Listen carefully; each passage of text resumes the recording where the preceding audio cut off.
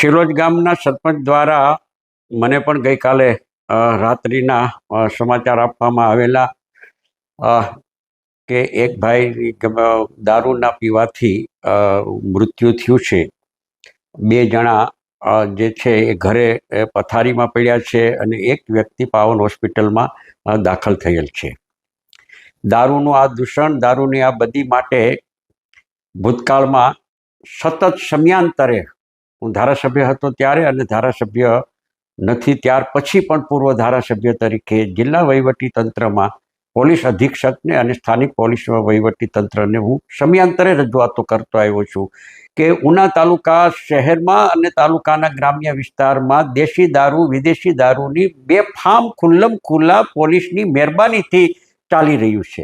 આટલું જ નહીં, ગીર સોમનાથ જિલ્લામાં પણ આ જ પ્રકારે તમામ 6 તાલુકાની અંદર ગીર સોમનાથ જિલ્લા વહીવટી તંત્રની મહેરબાનીથી આ દારૂનો ધંધો બેફામ ચાલી રહ્યો છે. યુવા ધન જે છે એ બગડતું જાય છે. એટલું જ નહીં પણ ખલાસ થતું જાય છે.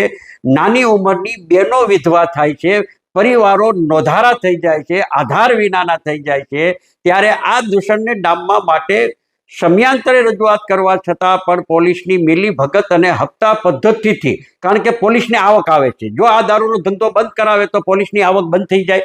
આવક બંધ ન થઈ જાય એટલા માટે પોલીસ ખુદ માથે રહીને આ ધંધો, સાથે રહીને આ ધંધો, દારૂનો બેફામ ધંધો કરાવે છે અને નાની ઉંમરની કોમળી બહેનોને વિધવા બનાવવાનું કામ કરવામાં આવી રહ્યું છે. આટલું જ નહીં, મેં ભૂતકાળમાં 1/10/22 રોજ પણ મેં પોલીસ અધિક્ષકને કાગળ લખ્યો છે. ધંધુકા તાલુકાના બરવાળા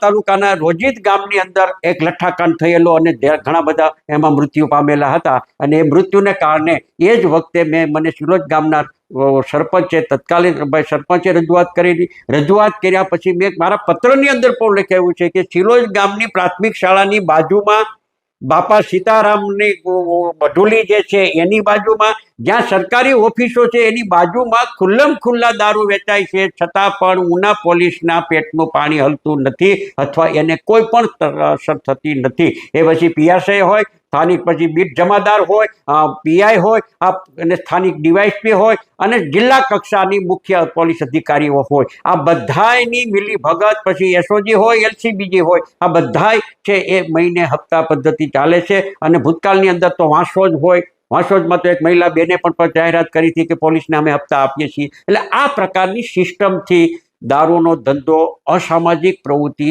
રોકટોક વિના રોકટોક, બેફામ ખુલ્લમ ખુલ્લા આજે પણ